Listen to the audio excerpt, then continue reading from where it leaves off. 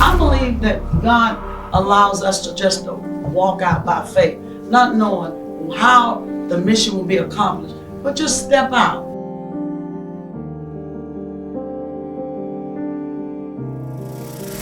Pastor Barbara, I would say, to describe Pastor Barbara, she had no fear. She had no fear. She had faith that could really move mountains. Anytime you could take a community and turn it from a crime-ridden neighborhood to a neighborhood that anybody would want to live in, powerful. This lady would not take no for an answer. She believed in the impossible being done and got it done. When I saw Pastor Bruton, she was outside. She was laboring for real. Deep faith. Just a force of nature. She was bigger and better and stronger and more gutsy than about anybody else I knew. She was my hero. If it was not for Pastor Barbara, I wouldn't be the woman that I am now. She had huge impact, and we all remember that. We don't remember anything that didn't work for her. Caught in a black hole. If God be for me, who can be against me? They don't know where I've been. They don't know where I've been. God be for me.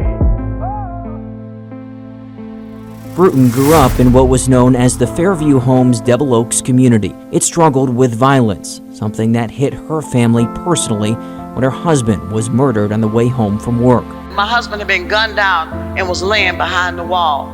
So someone ran and knocked on the door and says, Case had been shot. And as I ran down the street, the ambulance was pulling off with him. My life, I wanted to die. Didn't even have the mind to think that back home I had 3 small babies. And I remember someone coming to our house saying my dad had been shot.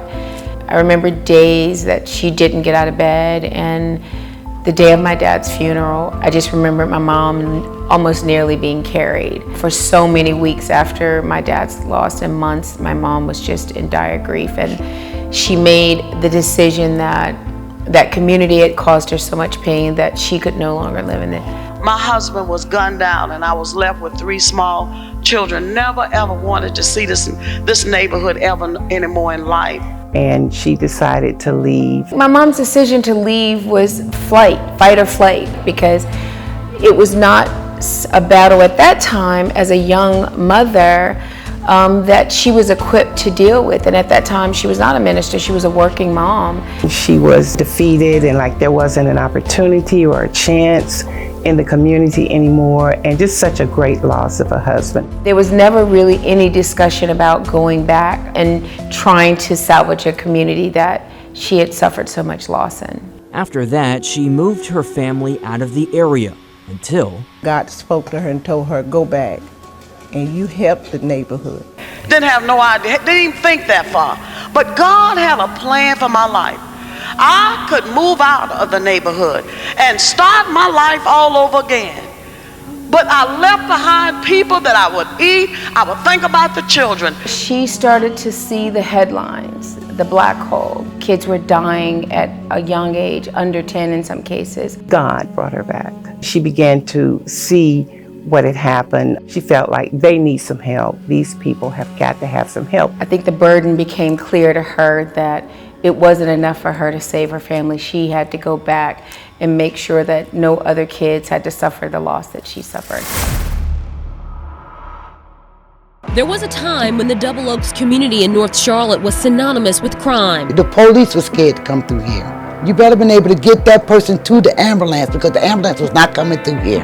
Crime was at an all-time high. We had a record number of homicides that year. It was on CNN as being the most crime-rated area in the country at that time. It was the most dangerous place to live. And every vacant lot had syringes and shotgun shells. It was bad. Police wouldn't even come over here 1 car at a time. It would have to be 3 or 4 to come over. If they came, you couldn't even get in and out. It was one way in, one way out. The neighborhood was scary. It was not a place that you felt comfortable, certainly after dark. I never wanted to come here. She made a vow to God that I will go back and I will do what you called me to do, and that was to reform that community. let's get them saved.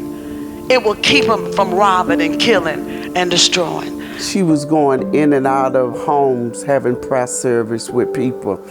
And it came to the point that she had outgrew going into people's houses. The ministry got so big, she outgrew going in the houses. And our mother told her about this 2-bedroom house that was up here on Wyatt Street. Wyatt, Kinney, and Gibb Street was the absolute center of the violence. And that house became a safe haven for families and kids, and violence was still happening, but she stood her ground. As we had service in the house, the word began to spread, and people would come from all over Charlotte. Because the kids enjoyed it so much and went home and talked about it, so the next thing we knew, their parents began to come, and we were just running over in that house, all out on the porch and everything. And so Pastor Barbara stretched her hand. She said the Lord told her to stretch her hands toward the youth center. She claimed that building for us because we needed somewhere else to go. She had been trying to buy the building for years because she knew if she could get that building, the trade would be compromised in a big way. It would be a massive hit to the drug trade. She found out who the owner was, and she went to visit him. He was very sick, and in fact, I think he was dying. She went to visit him and told him that she needed the building, and she prepared an Easter basket for him because it was around Easter time. She took that and gave it to him. And he was so moved by that because he never had an Easter basket. He never had that kind of treatment at Easter time, and it really touched his heart. And so he told her that he would sell the building to her for $65,000. And Pastor said, "We'll take it." And Elder Barrett said, "Pastor, what did you say? We don't have any money." And she said, "Well, the Lord told me to say yes." She didn't have $66,000 to buy a building. She was only paying $200 a month for rent in the 2-bedroom house, and she was believing God for that. And a few weeks later, Pastor Bruton was at a PTL. PTL was a television ministry here then. They had seniors' homes down there where she could spend the night. And she met this lady named Clara Estes. And she felt led to tell that story, the story about under contract to buy the building, to the white woman. And the woman said, "My goodness, my brother died a year ago, and all he had was $65,000. He left that to me. And the Lord told me he would let me know what to do with that, and he wants me to give that money to you to buy the church." It was the exact amount that Pastor Barbara needed. And that's where the resources came, almost to the penny. And she gifted my mom that, and my mom bought that building that's worth probably $700,000-800,000 today. I learned about what is now called Genesis Park from Barbara. Barbara called me one day, irate. I'm not sure I'd ever met or laid eyes on her. And she called me in the mayor's office and said, "You need to get down here right now." One by one, she began to engage the mayor, the police chief, the governor, the city council members, and she demanded that they show up. I suspect that's where we really started community policing in this city. You know, it's one thing to read about it and you go home to your, million-dollar houses, but it's another thing for you to walk the streets and see the needles on the streets and young kids who should be in school, standing on the corners. Why is a young kid, 8, 9, 10, 11, 12-year-olds on the corner? They're selling drugs. She was fearless, and she'd come down and call the mayor, or she'd call the city manager, or she'd walk into the city council chamber and with a loud voice, this beautiful woman would basically tell you to get your act together. She also would take food and minister in a place called Fairview Homes, and they didn't like that noise. She was bad for the business. There was a hit out on her life.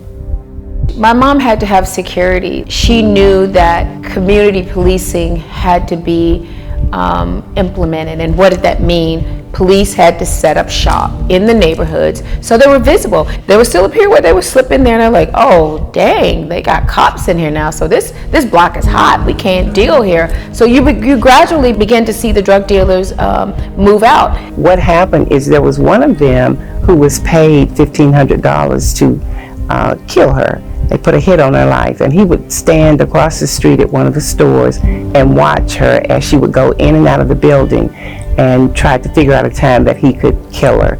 And she told me this. She said, "I'm not afraid. We ain't ready to speak speak to those demons and command those demons to loose those folks in the name of Jesus. And demons can't hold them down because we got power. Greater is he that's in us than Satan is in the world. Honey, we're going to tread on serpents and scorpions. If we drink anything daily, it shall not harm us. We're going to have to go in and sometimes have a meal with them just to let them know that Jesus loves them. That very person that had that hit out on her life ended up giving his life to Jesus, coming to this ministry. He could not go through with the hit, and he told the congregation that he was the one that they had hired to take a hit out on her, and everything just went up when the people found out. And she said that when the dust settled, she would be in the community and the drug dealers would be gone. As much as people say, well, oh, that was just a coincidence. To me, coincidence happened once, but I can give you 10, 15 other things like that. She taught me that it was not about finances. If you had faith enough to go forth and do what you're commanded to do, God would honor it and bless you. She needed this parking lot across the street for parking. So they asked the city council, and the city said, yeah, they would. They'd sell it for $35,000. She began to share that vision for the parking lot and how much it was going to cost. An Episcopal church down way south of Charlotte, down in the southern of Charlotte, the pastor came in, the minister came in, and he was so excited. He said, we sold a piece of property for $350,000, and our deacon board elected to tithe 10% of that, and they're going to give the money to you, and here's a check for $35,000. Now you can't make those things up. When God purposes something, he's going to provide what's needed. I was a member of a large evangelical church, primarily white, and they really caught the vision, and they contributed, I think, $350,000, $400,000 to build this building. That lot that the center resided on, she built a 15,000 square foot multi-purpose center. So there was always vision, and not enough money, but there was vision, and the money always came somehow. God has done some miraculous things in this building. They built this massive wall that prevented the drug dealers from coming in and out via that highway. If you walk through the neighborhood now, you would never know that none of that stuff really existed. People began to get off of drugs, began to get off of welfare. A lot of things that were positive started happening in the lives of the people. Wyatt Street became Bruton Drive. Kinney was called Whispering Winds, and Gibbs was named Peaceful Way. Yeah, Wyatt, Kinney, and Gibbs were gone forever, lost to history. And she ended up getting on the radar of the former President Bill Clinton. I met Clinton at the airport, but that was not what he was here for. He was here to go see what Barbara was doing. And I remember in that room, it was predominantly white people standing around, and she held court with President Clinton at the time, and there were follow-up subsequent conversations about the work she was doing and how a black woman who was not a politician, who was not a legacy woman, how did she go into a community and do what government, the richest of the people, could not do, and that is redeem a community and bring back a quality of life to a community that deserved a chance like every neighborhood in the country. The late pastor Barbara Bruton Cameron, who was in her 60s when she died more than a decade ago. You know, again, you didn't understand why God would take her before we thought it was her time.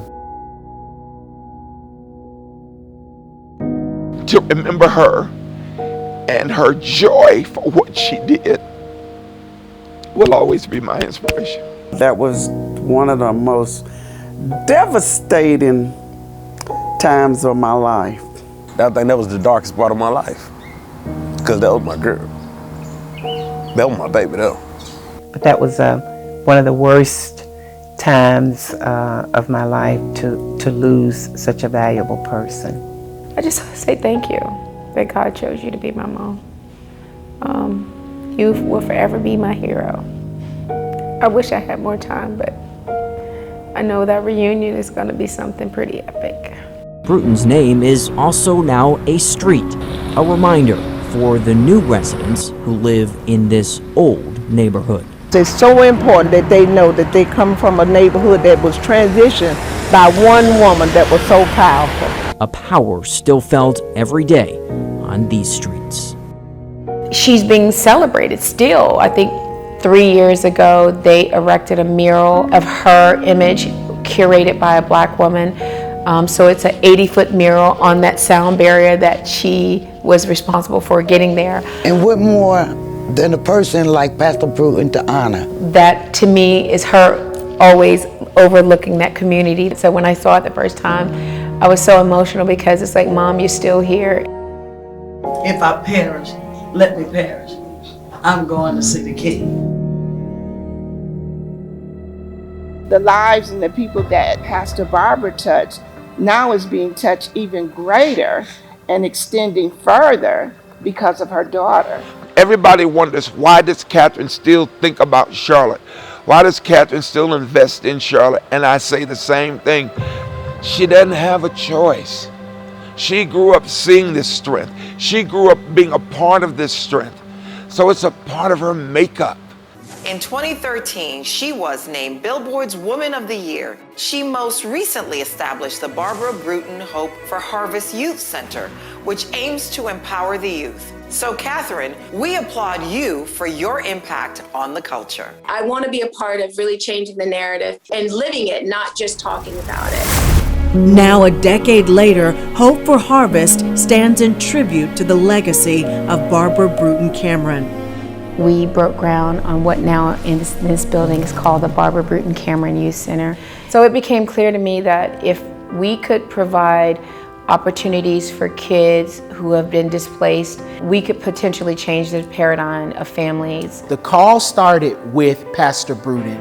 The answer was picked up by Catherine, and now the future will be because of the hope raisers that come from the Hope for Harvest Youth Center. Hope for Harvest came together after the death of Barbara Bruton. It came from the void of, what do we do now? We are taking it and we are elevating it and really reaching the kids, because it starts with the kids now. They are our future, so we have to have hope in them. I always say, you don't have to know all the 10 Commandments. If you just operate in love, actually Jesus said, most of all love. If you operate in that, then everything is covered. So faith, hope, and love, we have built Hope for Harvest based on that premise. And that's how we serve the community. Hope for Harvest has served as a beacon of community advancement for families in the city of Charlotte for more than 40 years. Hope for Harvest helps provide necessary living items for Charlotte's underserved youth and provides an escape through music, dance, and life development training. Potholes, chicken bones, liquor stores, begging home, misfits, no love, beat down shoes, gang signs, funerals, school bus, crazy moms, projects, tear gas, mama I miss you.